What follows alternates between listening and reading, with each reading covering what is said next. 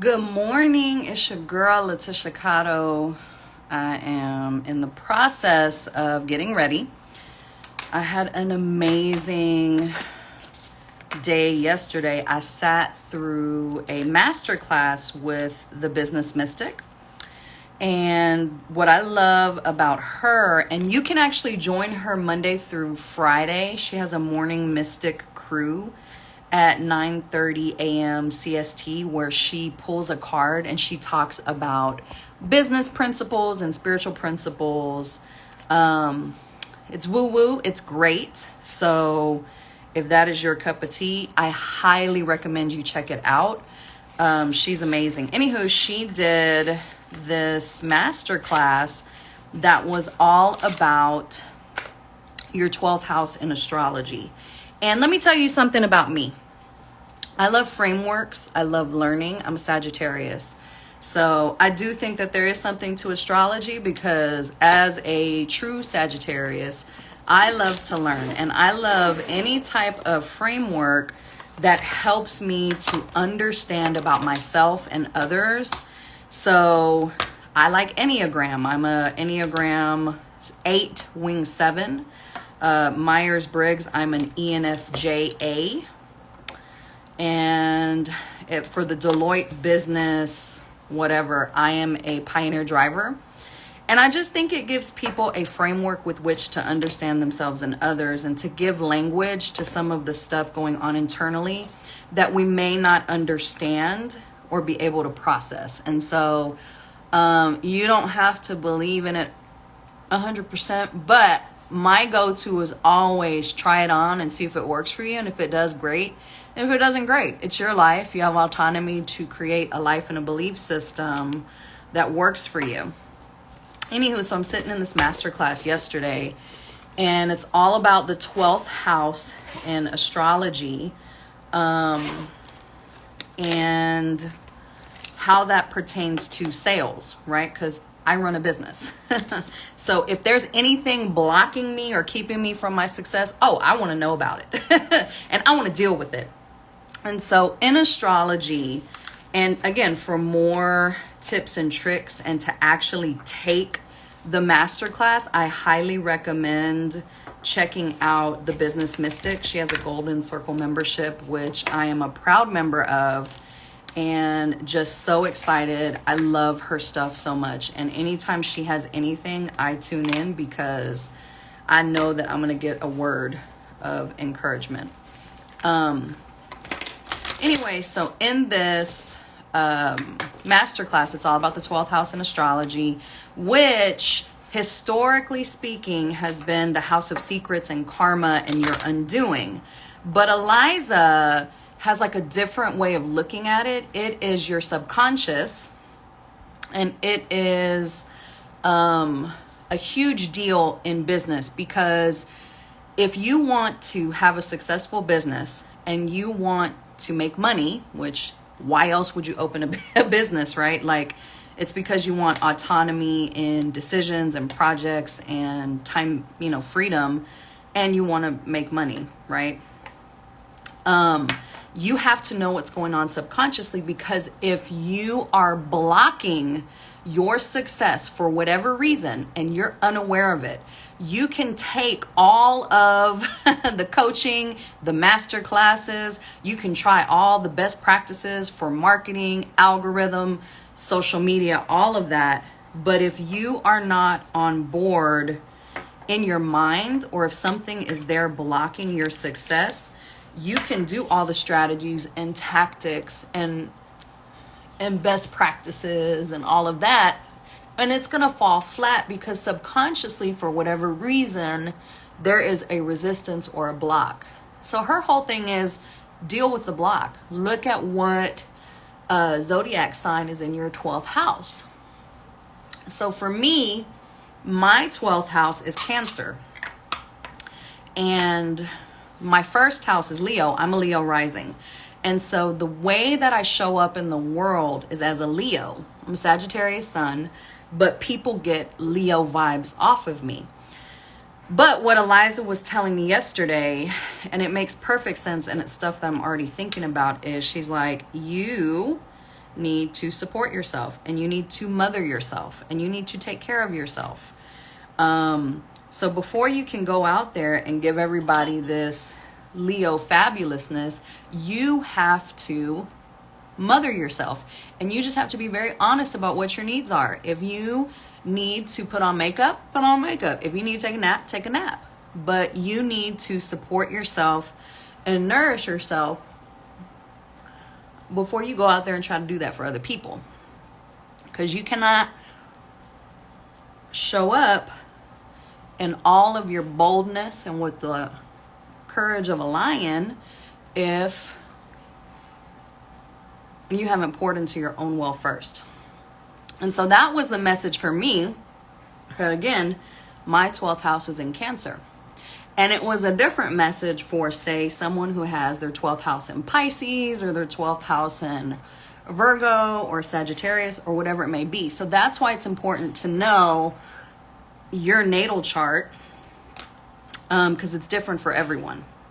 And so that just really hit home for me, because as you can see, what have I been doing? I have been getting ready and also habit stacking. So as I am embracing my Leo rising and pouring into myself and taking care of my appearance, I'm also chatting with you.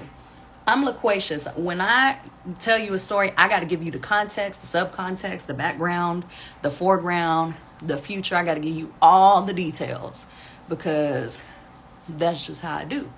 So anyways, I think astrology can be a very powerful tool. This was not even what I was going to hop on and talk about, but you're going to get this lesson anyways. It's knowing who you are and understanding that there's nobody like you in the whole world, and understanding and being able to speak to what makes you different. And instead of trying so desperately to fit in and to have the same messaging and approach as someone else, really getting very clear on what makes you different and the value that that difference brings, the value of your different experiences, different perspective, different passions, different skills, different capability, right? You're not here to be a watered down version of yourself. You are here to be the purest expression of your unique version of divinity. God expresses himself through every single person on this earth in a unique expression. So even if you are an identical twin, and if you know any identical twins or fraternal twins, or even brothers and sisters, they could have grown up in the same house with the same parents, the same experiences, and still be very different people, right? Even though they were raised in the same situation. And I think a lot of times we, in an effort to stay safe, in an effort to do what's already been done and to leverage best practices, and there's nothing wrong with that. I'm all about using other people's experience and their advice and their wisdom to go somewhere farther and faster. And at some point, you just got to accept this is who I am and this is where I'm at. And so I am not a 25-year-old white woman, right? I am a 40-year-old Latina Asian. And that has value. And that's not to say that there's anything wrong with being a 25-year-old white woman. Hey girl, how you doing? But I'm going to save myself a lot of time and a lot of therapy and a lot of misery by just honing into who I am, my background, what makes me different, and how I can be a blessing to this world, instead of always looking at everybody else and how they do things and try to do it that way. Well, you know what? I don't look like that. I don't talk like that. So, It kind of is what it is. And that's the same thing for you if you are a music creative. Because what's going to happen is, if you will take the time to get really clear about what makes you different and what makes you unique and what you're here to say as a music creative, whether that is an artist, singer, songwriter, producer, and even as a music professional, right? What talent or skill do you want to share with the world, and how do you want to do that? I think contemplating those things is a better use of your time than you trying to do it the way that fulano's doing it, you know? Or, and once again, I don't know where my little, what's them things called? Beauty blender is. Oh well, we're gonna make it do what it do. What did I use last time? Girl, I'm just gonna use this. I think that is a better use of your time, because what makes you different makes you interesting. My mama used to always say, Tish, if everybody was the same on this earth, oh my God, it would be so boring. So embrace what makes you different and see other people, see what makes them different and celebrate it. Because God is an artist. He's going to use different paints. He's going to use different backgrounds, foregrounds. He's going to get creative. And we are some of his greatest works of art. And what happens is, because, you know, this week we're talking about the audacity to not be liked, and it's a continuation of last week. But what happens is, when you lean into your authenticity and you figure out, and it is a process and it is an exploration, and you have to give yourself the time, space, grace, and permission to go through that process. But once you kind of hone in on what your uniqueness is, and you just really turn that on, it's going to help you in so many different ways. One of which being that you will be a magnet. And the thing about magnets is they attract their people. And anybody who's not they people, they repel. That is why, for example, and when I say her name, you're going to immediately have an opinion.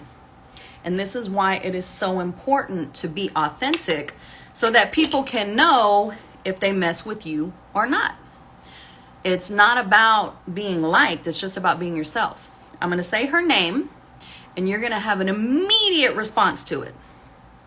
And I'm going to explain to you why that's a good thing. And I don't even care if you like her or don't like her, if you like or don't like her music, if you like or don't like her marketing strategy or how she shows up online. I don't care. But I'm going to explain to you why it's so important that she shows up as herself. You ready? Cardi B. Now, the minute that I said her name, you either went, oh, or you went, yeah, that's my girl. I love her. Like, I love how she be. Right? The point is that she is so herself, and she does not care what you think. Like her, great. Rock with her. Don't like her, great. Get the fuck on. And you know what you're getting. You know that she's being real and true to herself. Or maybe you say, man, she just doing half of that for clout. Either way, because of how she shows up in the world, you have a very distinct opinion. And you can decide whether or not you mess with her. And the thing about today in this world, especially with social media and how connected we are, people can tell when you're faking the funk and when you're not. When you're trying to be somebody else or you being yourself.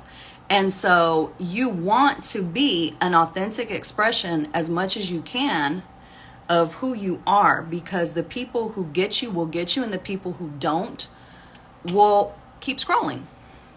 And you have to trust and believe that the people who get you, get you. And for those people who don't, unfortunately, the internet has made it so convenient for people to tell you that they don't get you, or to leave sideways comments, which to me is funny even in and of itself. I think I've said this before. If I don't agree with somebody or I don't like something, I keep scrolling. There are very few things, and this is how I live my life. there are very few things that would make me stop and leave a comment that is negative or petty or throwing shade or like, get off of the internet. You know, like some of the stuff that Twitter fingers be doing. I can't relate to that energy because I myself would be like, oh, I don't like that. I'm gonna keep scrolling. And if the algorithm keeps showing me their stuff, I'm just gonna say not interested. That's it. I'm not gonna leave a comment. I'm not gonna hate on them.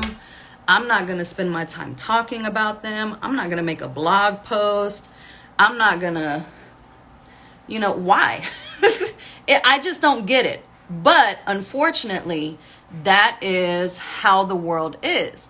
Like, I remember I posted this random TikTok on my personal account about how I wish it was colder in Texas.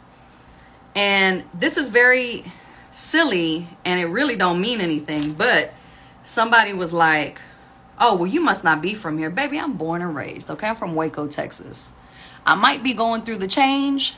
I might be not used to this heat, whatever the case may be, but your girl is from Texas, okay?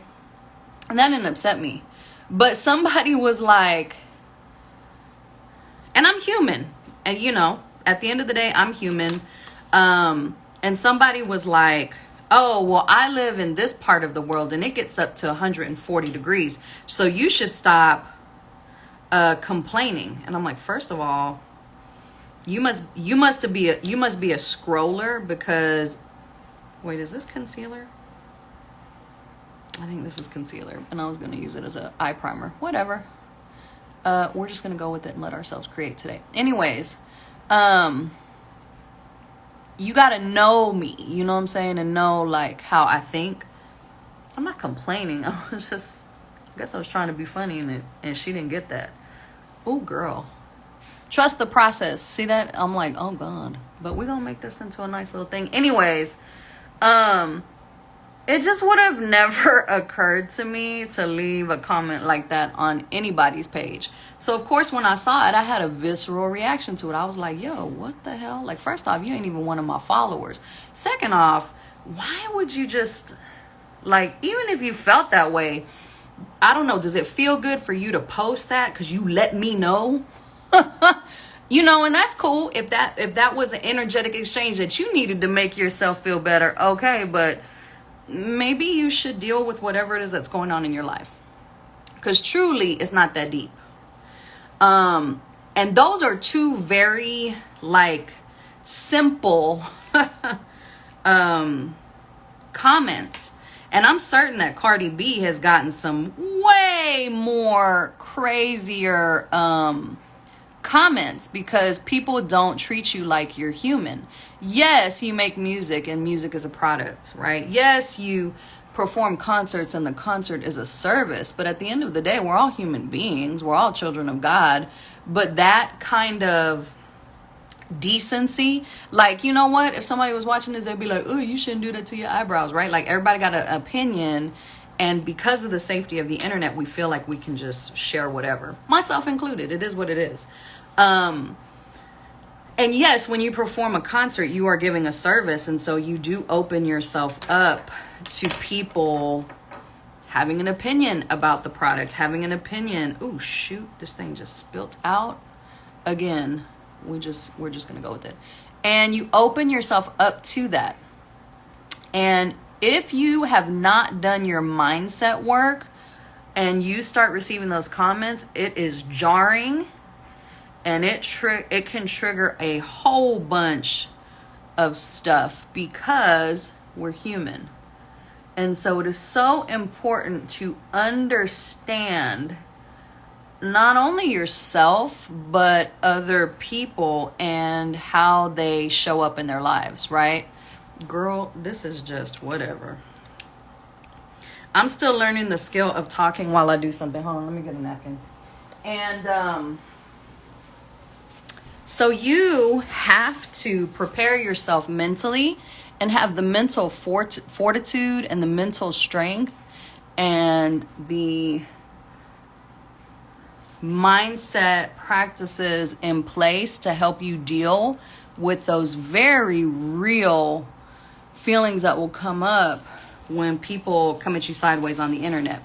And understand that it's a result of anytime you get out into the arena. I'm probably going to say that like all this week. It's from Brene Brown, I think Daring Greatly, which is a great book, and I highly recommend it. You know what? We're keeping that in because I'm not starting over.